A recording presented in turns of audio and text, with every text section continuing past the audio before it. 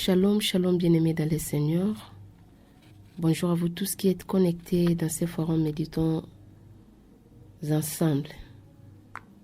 Nous bénissons l'Éternel notre Dieu pour la grâce qu'il nous accorde en ces jours d'être comptés parmi les vivants. Et nous disons grand merci au couple visionnaire ainsi qu'au collège des administrateurs du forum de la confiance qu'ils ont placée à nous, de pouvoir nous sélectionner parmi les facilitatrices de ces mois de mars, mois dédié aux femmes. À cet effet, nous profitons de l'occasion à souhaiter un excellent mois à toutes les femmes et hommes genrés du groupe. Pourquoi nous vous appelons les hommes genrés? Parce que vous êtes des hommes qui acceptent les potentialités, les hommes qui considèrent les capacités, les hommes qui valorisent les valeurs des femmes. Vous êtes des hommes qui considèrent les femmes comme des partenaires incontournables, des hommes qui considèrent les femmes comme des partenaires directs. Et vous êtes les hommes qui acceptent d'investir en faveur des femmes. Nous vous disons grand merci. Grand merci pour votre soutien. Que le Seigneur vous bénisse. Et nous pensons également à toutes les braves femmes qui nous ont précédées. Oh, nous sommes tellement flattés de la façon dont vous avez facilité la méditation. Vous avez fait montrer de quoi vous êtes capables. Nous nous félicitons pour tous les efforts consentis. Et nous nous encourageons de faire encore plus mieux qu'avant. Nous sommes vraiment formidables. Nous sommes fantastiques. Avançons, avançons, chères dames. Ne nous fatiguons pas. Soyons toutes bénies. Pour ne pas abuser de votre temps, il nous a été demandé de faciliter la méditation de la parole de Dieu selon le programme de la Ligue pour la lecture de la Bible. En ce jour du jeudi 14 mars 2024, la Ligue nous propose l'évangile selon Jean au chapitre 16, du verset 1 au verset 11. Nous avons des questions auxquelles nous allons répondre. La question D. Est-ce que ces passages bibliques m'apprennent quelque chose sur Dieu le Père, Dieu le Fils et Dieu le Saint-Esprit? Question 5. Y a-t-il une promesse? Et nous avons encore notre question de routine. Quel verset m'interpelle le plus? Pour ma prière, y a-t-il quelque chose que Dieu me montre dont j'ai à me repentir, auquel croire et obéir? Voilà quelques questions dont nous allons essayer de répondre par rapport à ce qui nous a été demandé. Avant de prier, j'aimerais d'abord me présenter. Je suis votre sœur, Chantal Moïka Kindundu, depuis la ville de Kikwit en République démocratique du Congo. Prions le Seigneur. Tendre Père, nous te sommes infiniment reconnaissants pour cette grâce imméritée que tu nous accordes dans ces jours. Merci de l'amour que tu nous témoignes en tant que papa. Nous voici en ce moment devant ton peuple afin de partager ta parole. La Bible déclare que ce livre de la loi ne s'éloigne pas de ta bouche. Médite-les jour et nuit pour agir fidèlement selon tout ce qu'il est écrit, car c'est alors que tu auras du succès dans tes entreprises, c'est alors que tu réussiras. Cher Saint-Esprit, nous avons besoin de toi. Dote-nous de toutes les capacités du ciel afin de bien faciliter ta parole. Par le nom merveilleux de notre Seigneur Jésus-Christ, nous t'avons ainsi prié et nous disons Amen. Comme je l'ai dit tantôt, notre méditation de ce jeudi est dans le livre de Jean, chapitre 16, du verset 1 au verset 11. Nous lisons au nom de notre Seigneur Jésus-Christ. Je vous ai dit ces choses afin qu'elles ne soient pas pour vous une occasion de chute. Ils vous excluront des synagogues, et même l'heure vient où quiconque vous fera mourir croira rendre un culte à Dieu. Et ils agiront ainsi parce qu'ils n'ont connu ni les pères ni moi.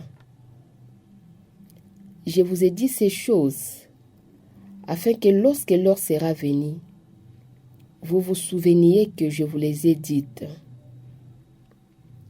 Je ne vous en ai pas parlé dès le commencement parce que j'étais avec vous. Maintenant, je m'en vais vers celui qui m'a envoyé. Et aucun de vous ne me demande où vas-tu. Mais parce que je vous ai dit ces choses, la tristesse a rempli votre cœur. Cependant, je vous dis la vérité. Il vous est avantageux que je m'en aille. Car si je ne m'en vais pas, le consolateur ne viendra pas vers vous. Mais si je m'en vais, je vous l'enverrai. Et quand il sera venu, il convaincra le monde en ce qui concerne le péché, la justice et le jugement. En ce qui concerne le péché, parce qu'il ne croit pas en moi. La justice, parce que je vais au Père et que vous ne me verrez plus. Le jugement, parce que le prince de ce monde est jugé. Parole du Seigneur. Bien-aimés dans le Seigneur, maintenant nous allons répondre à nos questions. Nous commençons par la question D. Est-ce que ces passages bibliques m'apprennent quelque chose sur Dieu le Père, Dieu le Fils et Dieu le Saint-Esprit? Ici, nous voyons, le texte nous parle de 3 personnes. Donc, nous avons 3 personnages. Il y a Dieu le Père, Dieu le Fils et Dieu le Saint-Esprit. Nous voyons Dieu le Père au verset 2. Et le verset 3 nous parle du Dieu le Père et Dieu le Fils. Parce qu'ils n'ont connu ni le Père ni moi. Moi, c'est Dieu le Fils qui est Jésus-Christ. Le verset 4 nous parle de Dieu le Fils, Jésus, qui dit à ses disciples, « Je vous ai dit ces choses afin que lorsque l'heure sera venue, vous souveniez que je vous les avais dites. » Et nous continuons au verset 5. C'est Jésus qui continue à parler. « Je m'en vais vers celui qui m'a envoyé. » Qui l'a envoyé, c'est Dieu le Père. Donc le verset 5 nous parle de Dieu le Fils et Dieu le Père. Et le verset 6 nous parle encore du Dieu le Fils, qui est Jésus-Christ. Il continue au verset 7. Cependant, je vous dis la vérité. Et dans le même verset, le verset nous parle aussi du Dieu le Saint-Esprit. Je m'en vais. Le consolateur, si je ne m'en vais pas, le consolateur ne viendra pas. Dieu le Saint-Esprit, c'est lui le consolateur. Et quand il sera venu, qui sera venu? C'est le Saint-Esprit, qui est le 3e personnage, la 3e personne de la Trinité de Dieu. Et nous continuons au verset 9, 10 et 11, qui parle du rôle que le Saint-Esprit va jouer. Voilà les réponses à la question 2. Comme nous venons de le dire, le passage nous parle de la Trinité de Dieu, du Dieu le Père, Dieu le Fils et Dieu le Saint-Esprit. Nous passons maintenant à la question 5. Y a-t-il une promesse? Ici, nous voyons la promesse au verset 7. Car si je ne m'en vais pas, le consolateur ne viendra pas vers vous. Mais si je m'en vais, je vous l'enverrai. Jésus promet la venue du Saint-Esprit. Jésus promet la venue du consolateur. Le consolateur, c'est la 3e personne de la Trinité de Dieu qui va venir. Et c'est la réponse à la 5e question. Par rapport à notre question de routine, il y a quelques réponses que nous allons donner pour cette question. Qu'est-ce que le Seigneur m'interpelle? Ici, dans tous ces passages, le passage nous parle du départ de Jésus-Christ auprès du Père. Ce départ est une situation qui risque de causer beaucoup de peine dans la vie des disciples, étant donné qu'il était un ami fidèle, il était un ami de tout le temps, il était toujours à ses côtés. Ce n'était pas vraiment facile de les supporter. Et Jésus, en tant que Dieu, il a vu que c'était vraiment important de préparer ses disciples. Nous le voyons au verset 7.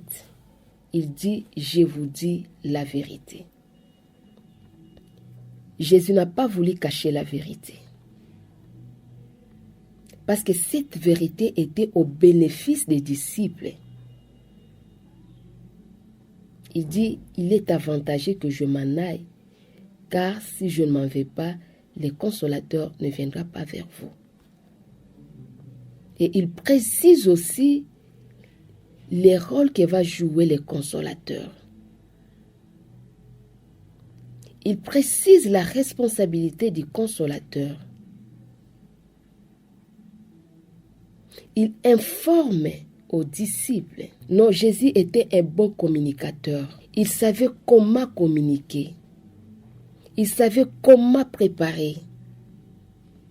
J'ai vraiment aimé. Jésus prépare les disciples pour que ces disciples ne se sentent pas choqués le jour où l'événement va se passer. Je sais bien, comme si vous le savez très bien, que la vérité blesse. Malgré sa blesse, nous sommes censés de le dire. Bien-aimés dans le Seigneur, c'est vraiment important de dire la vérité. Des fois, nous cachons des vérités à nos frères et sœurs. Mais si nous savons que ce que nous voulons relater, ce que nous voulons dire à mon bien-aimé ou à ma bien-aimée est pour son intérêt, il ne faut pas les cacher. Il faut dire la vérité. Et ce que j'ai encore aimé, Jésus-Christ a informé la responsabilité que va jouer le Saint-Esprit. Le Saint-Esprit va faire la continuité des choses. Il dit, le consolateur viendra pour vous consoler. Mais le travail que le consolateur fera, ce n'est pas seulement la consolation. Il viendra pour convaincre du péché, de la justice et du jugement. Voilà le grand rôle du Saint-Esprit. Le grand rôle que le Saint-Esprit va jouer. Nous voyons ici la Trinité de Dieu. Les 3 personnes du Saint-Esprit, comment ils travaillaient en collaboration. Dieu le Père a fait son travail. Il a créé la terre, le ciel. Il a créé toutes les créatures. Et il envoie son Fils Jésus-Christ. La Bible dit, car Dieu a tant aimé le monde, il a donné son Fils unique, afin que quiconque croit à lui ne périsse pas, mais qu'il ait la vie éternelle. Jésus est venu. Il a aussi accompli la mission que son Père lui a confiée. Il a accepté la mort sur la croix. Il a accepté l'ignominie. Il a accepté de devenir pécheur pour que nous devenions justes. Il a accepté de prendre notre place sur la croix. Jésus-Christ est mort pour nous. Et le Saint-Esprit, parce que le monde ne voulait pas croire en Jésus-Christ. Moi, je me dis que Jésus, c'est le don de Dieu pour le monde. Parce que Jésus est venu pour le monde entier. Mais le Saint-Esprit, c'est le don de Dieu pour les chrétiens. Pourquoi j'ai dit cela? Parce que la personne qui peut recevoir le Saint-Esprit, c'est celle qui a fait le repentir sincère. C'est celle qui a accepté Jésus-Christ comme Seigneur et Sauveur. C'est celle qui a fait la repentance sincère.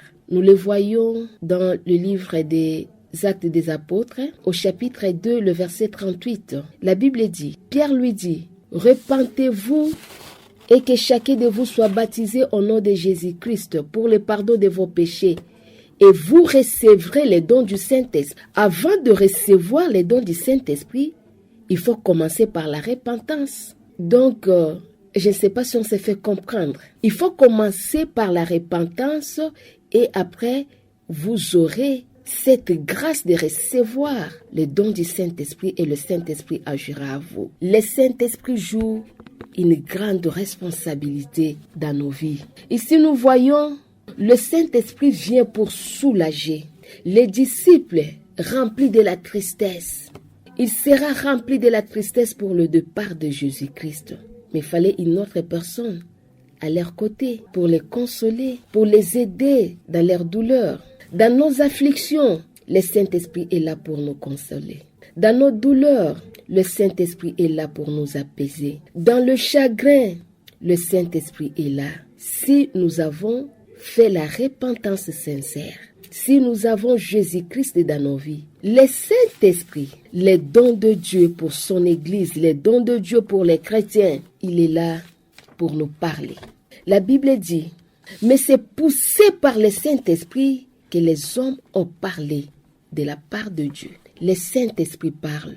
Et la voix du Saint-Esprit peut être audible ou forte. Le Saint-Esprit dirige dans tous les domaines de vie. Le Saint-Esprit peut te parler concernant les choses qui sont autour de toi. Le Saint-Esprit conduit. Il pousse. Nous voyons l'exemple de Jésus-Christ. Jésus a été poussé d'aller prier dans le désert. Donc c'est le Saint-Esprit qui lui poussait. Quand le Saint-Esprit pousse, on n'a pas de doute pour faire quelque chose. Le Saint-Esprit inspire. La parole de Dieu que nous sommes en train de partager en ce moment, c'est une parole qui est inspirée. Le Saint-Esprit rend témoignage, oh bien-aimés dans le Seigneur, de partout où nous sommes. C'est grâce au Saint-Esprit, même si on ne s'est jamais vu, seulement en parlant comme ça, le Saint-Esprit peut rendre témoignage d'une personne. Grâce au Saint-Esprit, on peut connaître qui est la sœur Chantal, même si vous ne l'avez jamais vue. Le Saint-Esprit peut nous empêcher de faire quelque chose. Le Saint-Esprit bloque. Voilà le rôle que le Saint-Esprit joue dans notre vie. Quand on a le Saint-Esprit, on est transformé. C'est vraiment évident que nous soyons remplis du Saint-Esprit. Quand nous sommes remplis du Saint-Esprit, nous serons transformés. Bien-aimés dans le Seigneur, demandons au Dieu de nous remplir de son Esprit Saint. Demandons au Seigneur de nous conduire par son Esprit Saint.